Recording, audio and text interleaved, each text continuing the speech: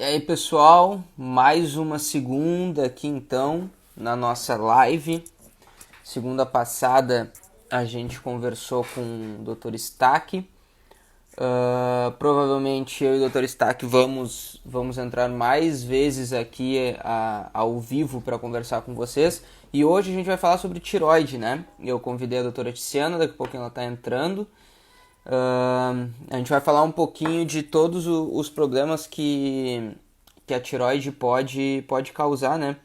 O que acontece quando você vai praticar exercício e tem algum problema de tireoide, hipotireoidismo, hipertireoidismo. Então, algumas coisas que acontecem dentro da academia, esses problemas podem explicar, né? Então, às vezes você chega com um aluno e o aluno não consegue de jeito nenhum fazer aquela estrutura de treinamento que você montou e você acha que ele pode estar fazendo o corpo mole ou alguma coisa assim, essa má interpretação, né? E aí acaba que esse aluno ele pode estar com hipo ou hipertiroidismo e isso pode afetar muita coisa, né? Ele pode ter uma lesão, ele pode vir a não concluir aquele objetivo e aí ele vai ter um problema maior. Vamos pegar alguns exemplos, mas eu acho que eu vou convidar a doutora Tiziana aqui primeiro e aí a gente já começa a conversar mais sobre isso e como agir em alguns momentos perante o treinamento com pessoas com esse tipo de problema, né? O que eu posso dizer é que eu já vi casos de pessoas jovens que foram diagnosticados com hipotiroidismo sem saber e foram lá e tomaram um hormônio. E aí o buraco foi bem mais embaixo, o tratamento foi bem mais complicado, até mesmo para atingir os objetivos. Eu vou convidar a doutora aqui para entrar com a gente. Esperar ela aceitar o convite. Olá, Oi. tudo bem? Tudo certo, e você? Tudo certo, tudo certo. Doutora, a senhora consegue virar a câmera? Peraí, Agora foi. melhorou? Muito. Tá. Agora eu consigo te ver bem. O pessoal vai entrando aqui, a gente vai conversando um pouquinho. Eu expliquei para eles que aqui no Instagram eu transformei meu Instagram como se fosse num canal. Então, toda segunda-feira, mais ou menos nesse horário, eu tenho um convidado para a gente conversar um pouquinho sobre ciência, treinamento e tudo mais. Eu queria muito conversar, que a gente conversasse, eu te convidei aqui para a gente falar um pouquinho da tiroide, né? E tudo que eu tava conversando com eles ali antes, mas eu não quis dar muito spoiler, então eu queria só para que tu se apresentasse para o pessoal que não te conhece, meus seguidores. Tá. Então, boa noite a todos. Primeiro, eu gostaria de agradecer ao André pelo convite. Meu nome é Tiziana Rodrigues, eu sou médica e sou endocrinologista, professora de endocrinologia interna na Universidade Federal do Rio Grande do Sul. E estou aqui com vocês para a gente conversar um pouco sobre os distúrbios da tireoide, no que eu puder ajudar. Eu tava conversando com o pessoal antes, eu fiz alguns posts antes também falando, eu passei 7 anos, não, oito anos dentro de sala de musculação, antes de me tornar treinador, personal e tudo mais, na sala de musculação como estagiário, trabalhando em academia e tudo mais. O que eu via, Uhum. e depois eu comecei a entender melhor, e aí cruzando alguns dados, que muitas pessoas de diferentes idades chegavam na academia e eu percebia que elas não estavam fazendo corpo mole, que elas davam tudo dentro ali da academia, mas não atingiam o seu objetivo. Elas ficavam estagnadas no peso, elas não conseguiam atingir, e isso deixava muito mal elas, porque elas não conseguiam atingir e não sabiam o que acontecia. Então, depois eu comecei a perceber que isso é um dos sintomas do hipotiroidismo, né? E por isso eu acho tão importante a gente conversar sobre isso, que eu acho que tem muita gente que só vai descobrir depois de um certo nível, né? Sim. Então, é porque na verdade não existe uma recomendação que a gente que faça assim, em pessoas que são saudáveis e jovens, como a maioria das pessoas que em geral buscam um treinamento mais intenso, assim, não existe uma recomendação que as pessoas tenham que fazer esse exame antes de iniciar a atividade física. E os sintomas do Sim, hipotireoidismo, que é a deficiência do hormônio da tireoide, são muito inespecíficos. Quer dizer, é difícil a pessoa às vezes, até pensar nessa possibilidade, né? Porque os sintomas são muito comuns em várias outras situações. sim. Então, tem que se ter uma elevada percepção, assim, né? Uma suspeita, a pessoa tem que pensar nisso. Pois é, então, é o que eu via, eu cheguei, peguei muitos casos agora como treinador, eu peguei muitos casos que a pessoa teve lesão, a pessoa começou a usar algum tipo de hormônio, porque vamos pegar um exemplo bem clássico, né? Uma mulher de meia idade, sobrepeso, não consegue emagrecer, ela vai na academia, ela não consegue emagrecer e aí ela começa a usar hormônio por si, né? O hormônio, alguns hormônios, alguns esteroides para a mulher é mais administrável que para o homem, né? Porque a mulher faz muito uso oral de alguns hormônios, que é de fácil acesso. Então, então ela acaba consumindo alguns elementos e isso prejudica demais ela, porque ela possivelmente já tinha um quadro de hipotiroidismo e isso desregula completamente a questão hormonal dela e aí eu passo muito trabalho junto com o médico para conseguir voltar que essa pessoa tenha consiga atingir alguns objetivos diante do treinamento, né?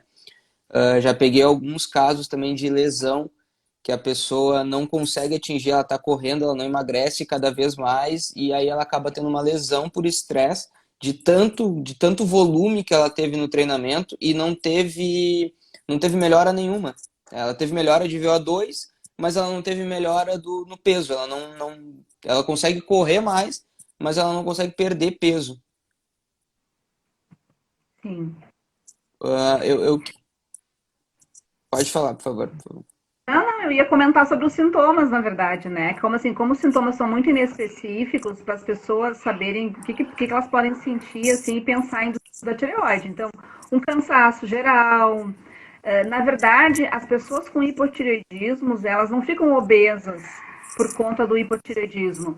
Elas têm uma certa dificuldade em perder peso, né? É, Ou tem um ganho de alguns quilinhos e aí isso dificulta mais. É mais por uma retenção de líquido, na verdade, e elas ficam com uma sim, certa letargia em todo o sistema biológico delas. Então, elas têm constipação, elas têm o apetite um pouco aumentado ou preservado, mas perdem peso, elas têm muito sono, né? Podem ter queda de cabelo, as unhas quebradiças, pele mais ressecada. São sintomas muito inespecíficos, porque pode estar presente em outras situações, como cansaço, sim, anemia, até o estresse da vida, né? A gente sim. pode se sentir mais cansado por conta disso e vai deixando, vai levando.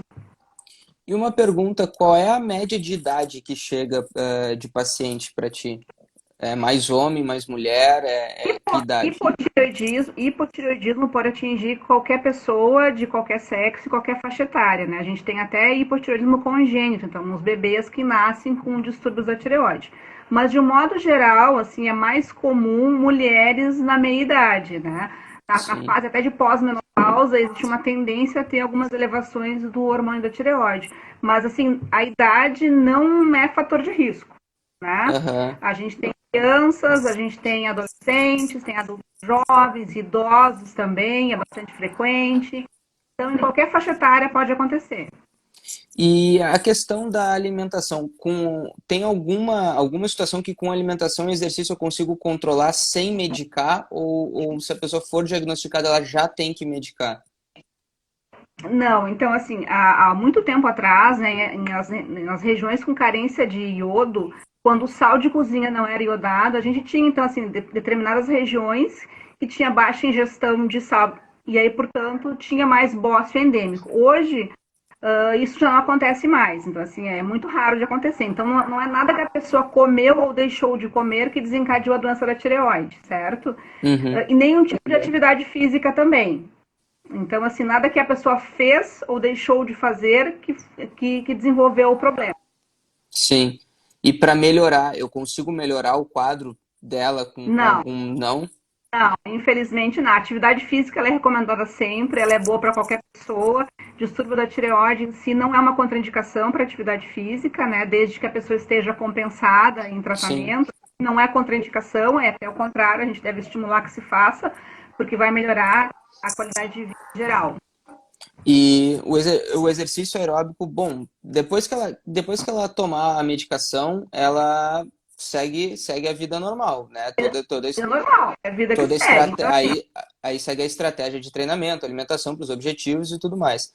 Ah, se ela atinge o eutiroidismo, quer dizer, se ela atinge o nível adequado, né, para a idade dela, é vida normal. Aí ela vai fazer o treino para qual ela se dispõe a fazer, né, ou uma atividade física leve a moderada, ou se ela optou por um treinamento mais intenso, né, ela está apta para isso. perfeito. No que depende da É, tireoide, né, aí as questões. sim, porque o que eu penso é que, bom, se ela não, se a gente sabe que ela tem um problema da tireoide, isso daí já vai buscar ajuda, não adianta, porque eu estava pensando, o aeróbico, ele ajuda na modulação de alguns hormônios, mais do que um treinamento de força, por exemplo. Então, mas igual se a pessoa tem problema, o treinamento aeróbico ela não vai ajudar. É igual ela vai ter que tomar um medicamento para poder estabilizar, para Sim, daí partir sim, sim, para regular isso, sim, É, sim, né? Então, assim, as pessoas que sabidamente têm hipotireoidismo, elas não necessariamente elas têm que fazer o exame para fazer atividade física. Se elas estão bem, a última avaliação dela é relativamente recente, ela tem liberdade para fazer atividade física.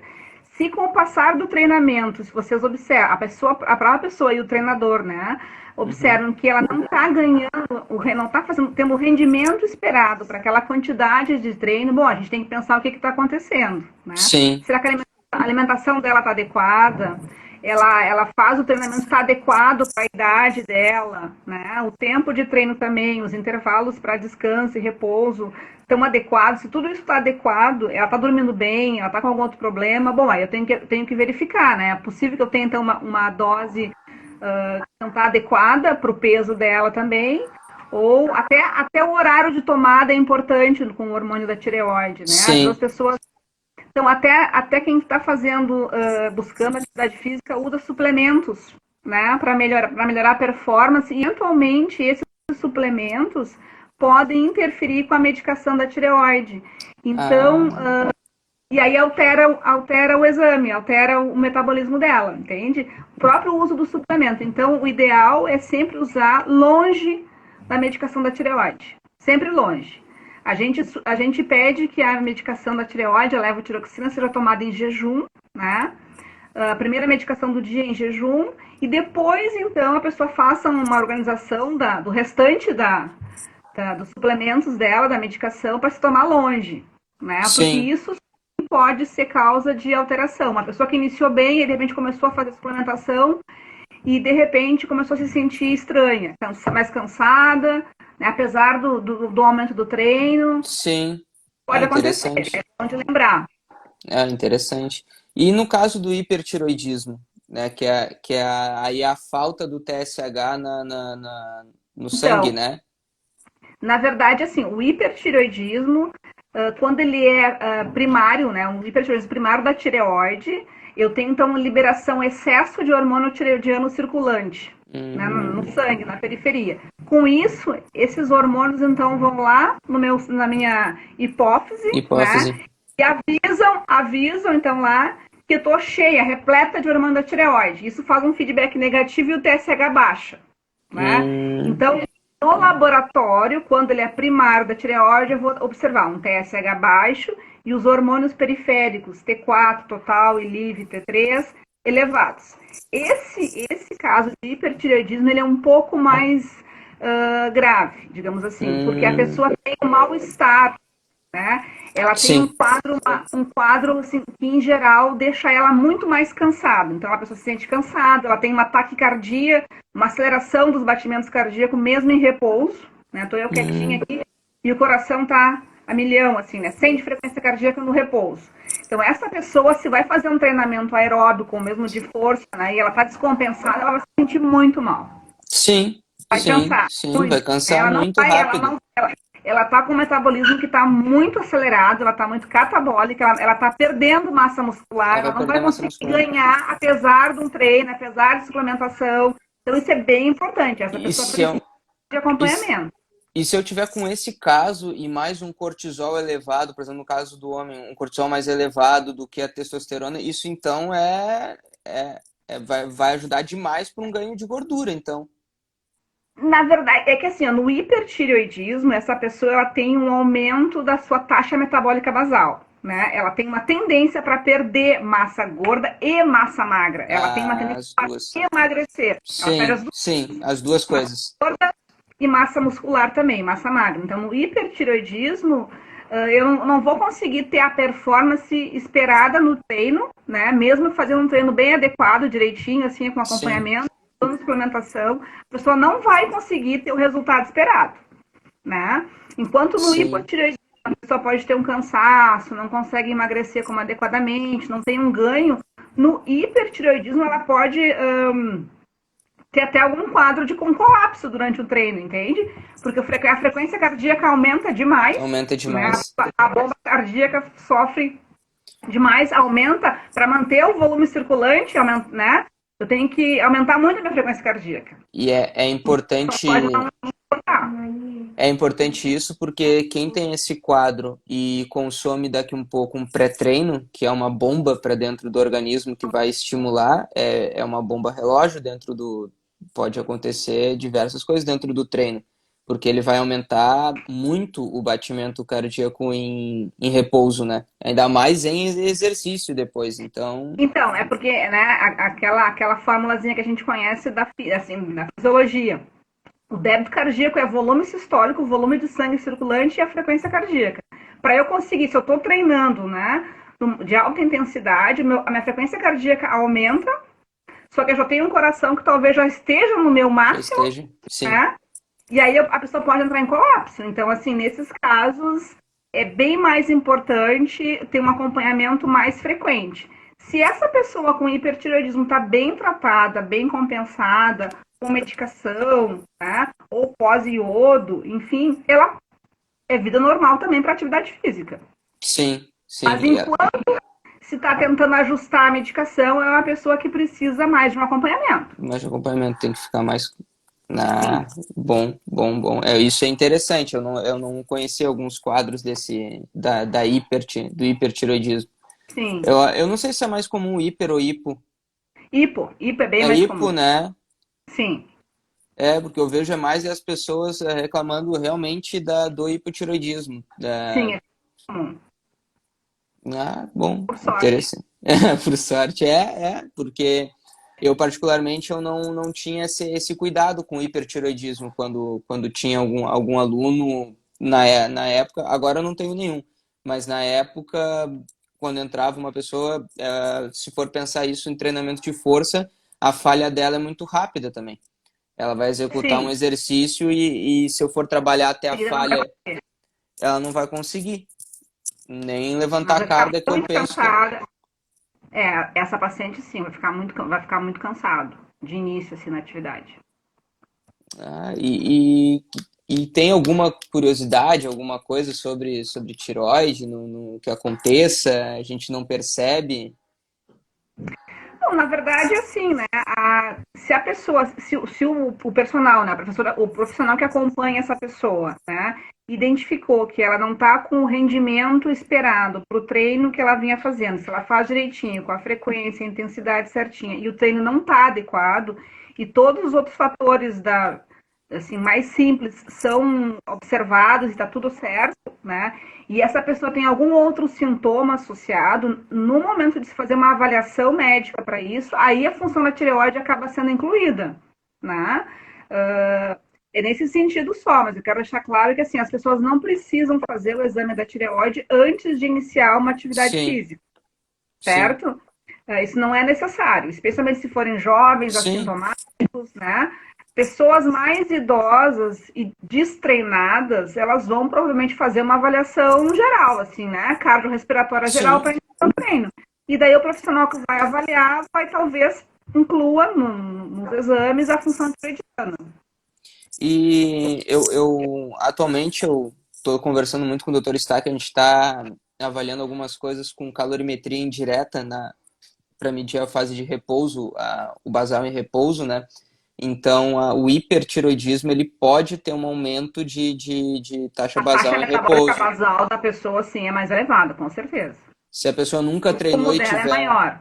Então, se a pessoa nunca treinou e for fazer a calorimetria e a taxa metabólica dela basal tiver mais elevada do que o de costume dos pacientes que a gente tem analisado, é possível que essa pessoa tenha um quadro de hipertiroidismo.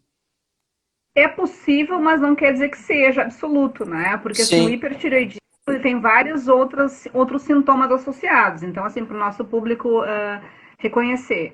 Além de taquicardia, cansaço, alguma coisa semelhante com hipo, queda de cabelo, unha quebradiça, né? As mulheres têm um descolamento do leito ungueal, emagrecimento. Essa pessoa, sim, ela tem um aumento do apetite, ela come, come, come e ainda assim perde peso. Perde massa magra e massa gorda. Insônia, alguém que tem dificuldade para iniciar o sono, um sono mais curto, né? Mais vezes vai ao banheiro, então ela tem polievacuações mais frequentemente, até o quadro de diarreia, pode ser possível, né? Ela pode ter um aumento do volume da tireoide, então ter um bócio associado. Casos mais raros tem aumento em lesão ocular também, que são oftalmia de Graves. Então, assim, são outros sintomas que acompanham, não é só a taxa metabólica basal que vai estar aumentada, mas dentro de um quadro que talvez não seja explicado, isso é possível sim, a gente deve pensar. sim. Depois de toda essa explicação, eu acho que eu tenho hipertiroidismo. Nós vamos ter que avaliar isso aí, doutora. Não tá dando. Nós estamos comendo e não tá rolando. Não está ganhando peso Não suficiente. tá ganhando peso, eu vou dormir às 3 da manhã, acordo às 6, não tá rolando. É, 3 horas de sono, assim, é muito pouco, É, né? é, Isso vai deixar um débito de sono, assim, ao longo da semana bem importante. Então, a gente tem que... E a qualidade de sono é fundamental, né? Para é, ter um rendimento depois adequado nas atividades, incluindo atividade é, física aí. com certeza. Inclusive, até queria convidar para ver se a gente pode outras vezes aqui conversar, que tem muito assunto para a gente conversar sobre cortisol, testosterona, diabetes.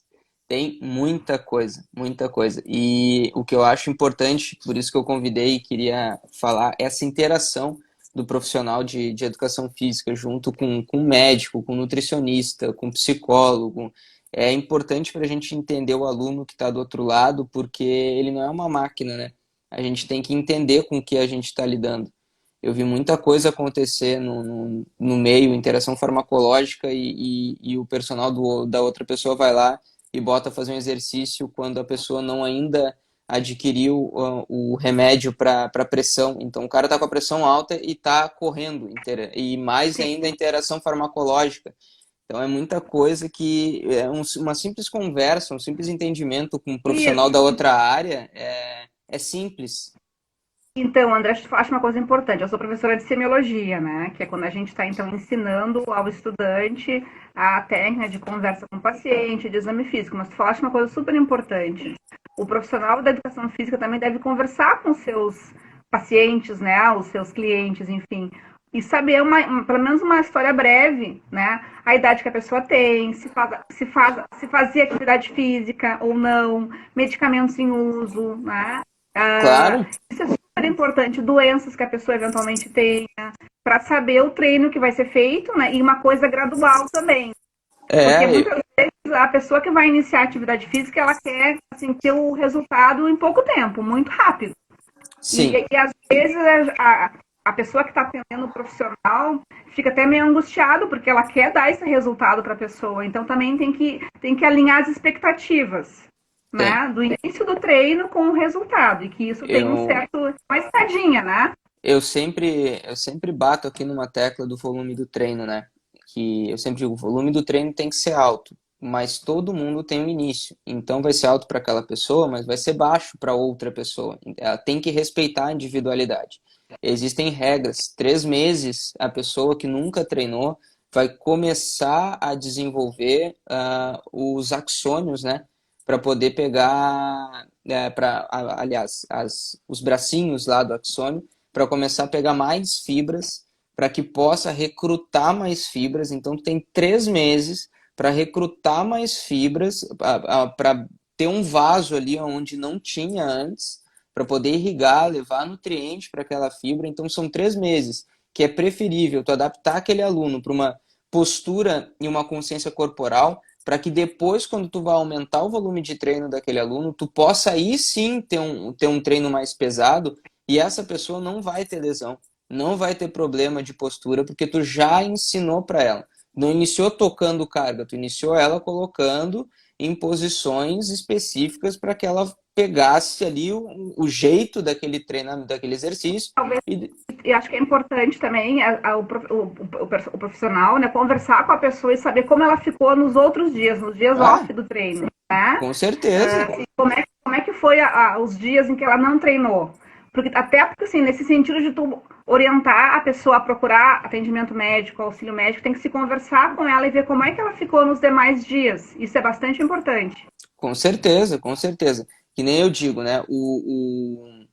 A dor pós-exercício, ela não precisa acontecer para dizer que funcionou o treino. Mas ter dor quer dizer que trabalhou aquela musculatura. Então, tu ir treinar de novo com a mesma musculatura não vai ter ganho algum, porque a pessoa que está do outro lado não é atleta, né? Atleta sim, atleta não tem vida.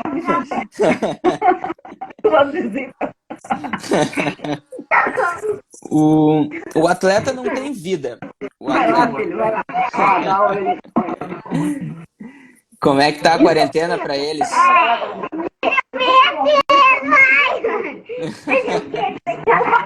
Não foi nada. Como é que tá a quarentena com eles? Também. É? Eles estão muito comportados até agora. Daqui a pouco o Bartolomeu também aparece aqui. Vai ter um fofurômetro aqui, assim, que vai subir teu fofurômetro.